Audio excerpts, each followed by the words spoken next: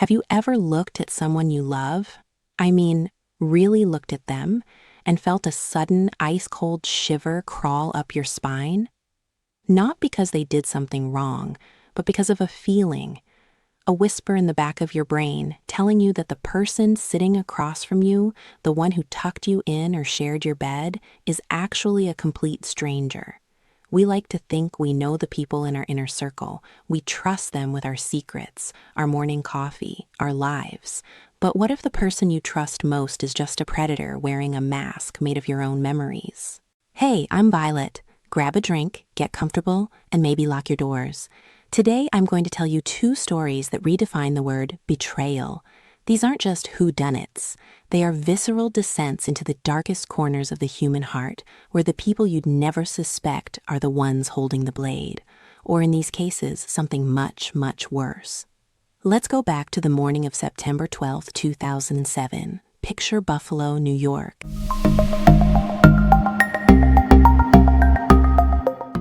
It's that time of year when the air starts to get that sharp, metallic bite of autumn.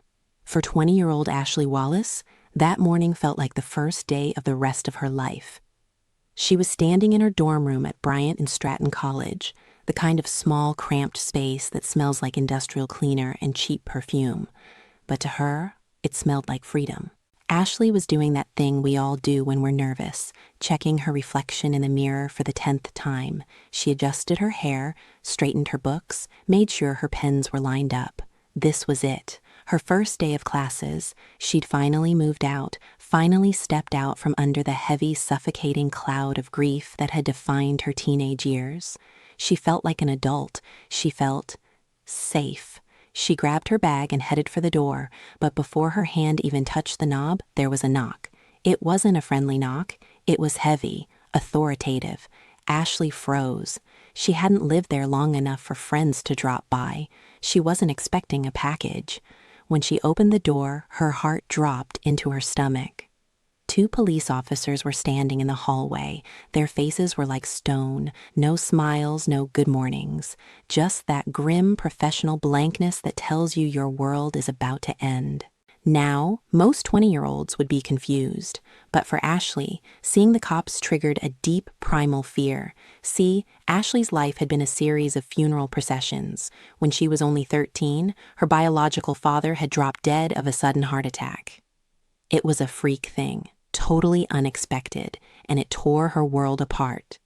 Then, her mother, Stacy, remarried a man who became Ashley's rock. But he struggled with a darkness no one could quite reach: depression. Not long after he entered their lives, he took his own life. So, standing in that doorway, Ashley wasn't thinking about, what did I do? She was thinking, who else is dead? But the officers didn't tell her about a new tragedy. They told her they were opening an old one. They told her they had exhumed her biological father, the man who supposedly died of a heart attack 7 years ago, and they didn't find heart disease. They found something else. They told her, Ashley, we think your father was murdered. For the next 30 minutes, that tiny dorm room turned into an interrogation cell. These cops weren't there to hold her hand. They were looking at her like she was a monster. They grilled her, asking about her relationship with her dad, where she was, what she remembered. Ashley was a mess, sobbing, stammering, her mind racing. Every time she tripped over a word, she could see them noting it down: suspicion, guilt. When they finally left, promising to be in touch, Ashley felt like she was drowning. She couldn't go to class. How do you sit through a lecture when the police think you killed your own father? She did the only thing a terrified girl would do. She called her mom. Stacy picked up, and she was already hysterical. She told Ashley that the police had been to her house too, accusing her of the same thing. They were both suspects. It was a nightmare. Stacy told her, Ashley, just come home. Forget school. Just get in your car and come home to me. Ashley drove the hour back to her mom's house in a total fog. When she walked through the door, the first person she saw was her 16-year-old sister, Bree. Bree's eyes were bloodshot, her face puffy from crying. She'd been interrogated too. The The whole family was under a microscope, being picked apart by the state. That afternoon was spent in the kitchen, the heart of the home, right? They sat there, 3 women bonded by blood and grief, trying to make sense of the madness. Why exhume him now? Who would want to hurt him? The air was thick with the scent of old wood and the metallic tang of fear. As the sun began to set, the stress was unbearable. Stacy, playing the role of the protective matriarch, sighed and said, "I can't take this. I'm getting a drink. Ashley, you want one?" Ashley was only 20, but under the circumstances, she didn't care about the law. She needed to numb the pain. Stacy mixed the drinks, stiff ones, and gave Bree a soda. They sat there for hours, drinking and crying, a cathartic release of 7 years of repressed trauma. The next morning, Ashley woke up feeling like her skull was being split by a rusty axe. We've all had hangovers, right? But this was different. This was a "my brain is swelling" kind of pain. She felt nauseous, dizzy, like her limbs were made of lead. She told herself it was just the stress, the alcohol, the emotional fallout. She forced herself out of bed, showered until her skin was raw, and drove back to campus. She tried to attend her lectures, but she was moving through a thick gray fog. By the end of the day, the fog finally started to lift. She felt normal enough to drive back to her mom's house for round 2. They did the same thing, sat in the kitchen, shared memories of her dad, and Stacy kept the drinks coming. The next time Ashley opened her eyes, she wasn't in her bed. The light was too bright. It was that sterile, fluorescent white that burns your retinas. There was the rhythmic beep, beep, beep of a heart monitor. She was in a hospital. Her head was thumping, but when she looked around, she didn't see her mom. She didn't see Bree. She saw 2 police officers sitting against the wall. When they saw her stir, they didn't offer her water. They didn't ask how she felt. They walked over and told her that her mother had found her unresponsive in bed that morning. They told her she was lucky to be alive. Her organs were literally shutting down. She was minutes away from total failure. Then one of the officers reached into his pocket. He pulled out a piece of paper and handed it to her. "Explain this," he said. It was a suicide note. The note was a full-blown confession. It said, "I killed my biological father, I killed my stepfather, and now I can't live with the guilt anymore." At the bottom, in neat handwriting, was Ashley's signature. Ashley stared at the paper, her heart hammering against her ribs. She hadn't written this. She hadn't killed anyone. But as the doctors ran tests, the truth started to leak out like venom. Remember the stepfather? The one who committed suicide? He had died from drinking antifreeze. At the time, everyone assumed he'd chosen a particularly agonizing way to go, but after the cops exhumed Ashley's biological father and found antifreeze in his system too, they realized they weren't looking at 2 suicides or a heart attack. They were looking at a serial killer. And who was the person mixing the drinks in the kitchen? Who was the one who found Ashley unresponsive? It was Stacy. Stacy had poisoned both of her husbands with antifreeze, a slow, painful death that mimics natural illness. And when the police started sniffing around, Stacy didn't try to protect her daughter. She tried to sacrifice her. She had been lacing Ashley's drinks with a cocktail of painkillers and antifreeze, intending to kill her and leave that forged suicide note behind. She wanted Ashley to take the fall for all of it from beyond the grave. Stacy had even called the ambulance too early. She'd gotten nervous and called them before Ashley was actually dead, which was the only reason Ashley survived. She was 15 minutes away from being another statistic in her mother's body count. Stacy was eventually convicted of 2 murders and the attempted murder of her own flesh and blood. She was sentenced to 51 years, but she died in prison in 2016. Ashley survived, but how do you ever really recover from knowing your mother's love was just a slow-acting poison?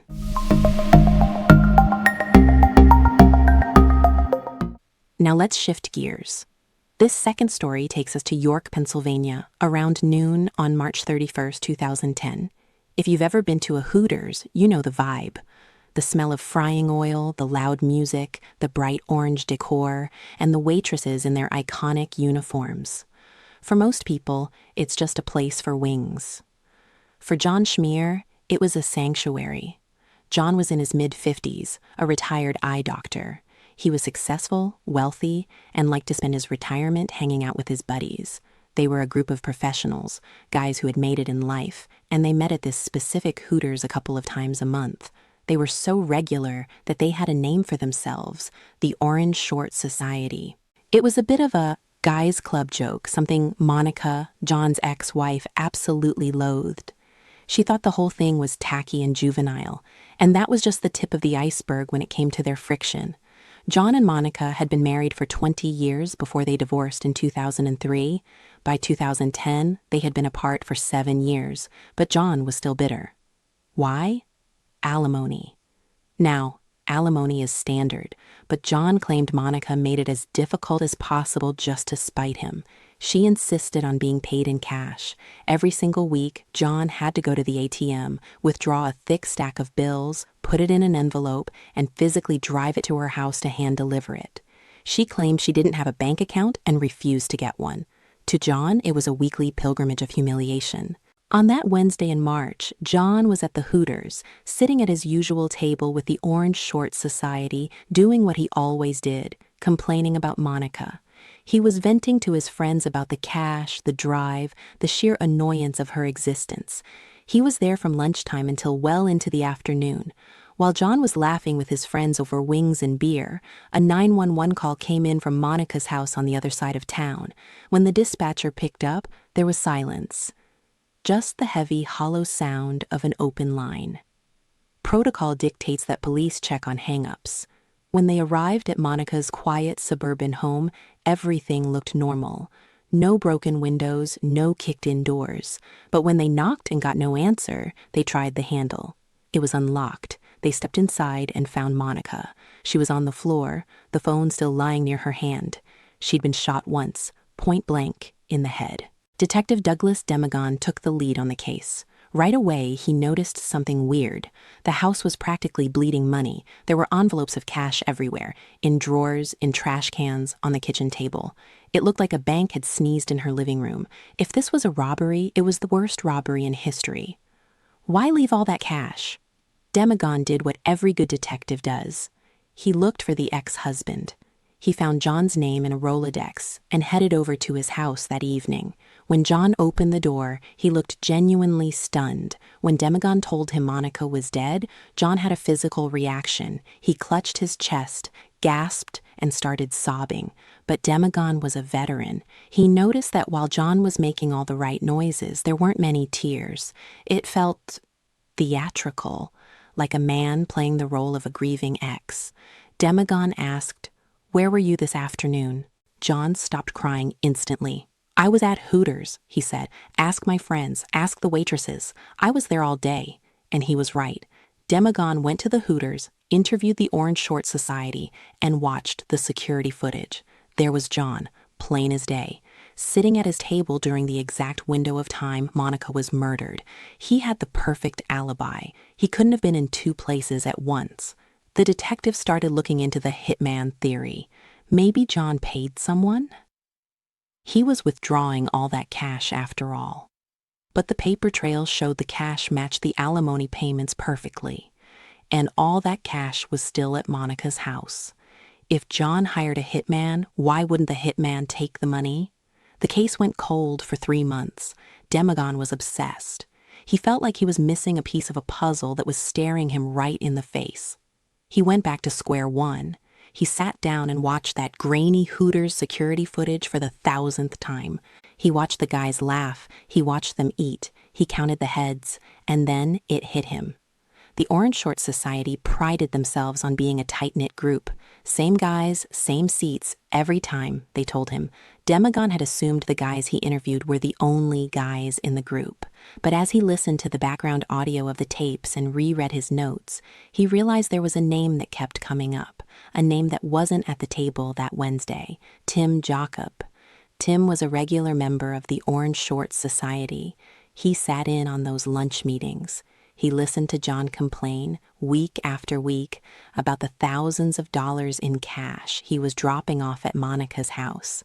He heard John say how she kept it in envelopes, how she didn't have a bank account, how she was flushed with cash. John wasn't a killer. He was just a loudmouth. He had inadvertently painted a target on his ex-wife's back by bragging about her treasure chest to a man who was desperate enough to steal it. Tim Jockabee had gone to Monica's house that day while his friends were at Hooters. He thought he'd just walk in, grab the envelopes, and leave. But Monica was home. She fought back. In a panic, Tim shot her and fled, leaving the money behind because the sound of the gunshot had spooked him. DNA evidence eventually tied Tim to the scene. The man who sat across from John, drinking beer and listening to his problems, was the same man who ended Monica's life. Tim was sentenced to death and is currently sitting on death row in Pennsylvania. It's funny, isn't it? We worry about the monsters under the bed or the strangers in the dark. But the real horror is often much closer. It's the mother mixing your drink with a smile. It's the friend listening to your rants while planning a robbery. The people we let in are the only ones who know exactly where to twist the knife. I'm Violet. Thanks for sitting with me through the dark today. Sleep tight, if you can. And maybe, just maybe,